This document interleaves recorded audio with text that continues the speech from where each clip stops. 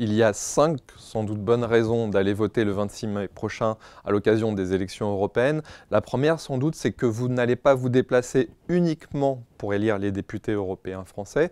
Vous allez également vous déplacer pour élire le président de la Commission européenne. C'est lui qui a l'initiative pour proposer les lois et donc il sera nommé par la première famille politique européenne qui va émerger de ces élections. Deuxième raison d'aller voter, ne laissez pas les autres voter à votre place. Il y a 42% des Français qui se disent intéressés par cette élection européenne. C'est bien moins que la moyenne européenne qui est à 51%. Troisième bonne raison d'aller voter, l'échelon européen est parfois le seul pertinent pour traiter des questions, là où, à l'échelle nationale, on ne peut pas grand-chose.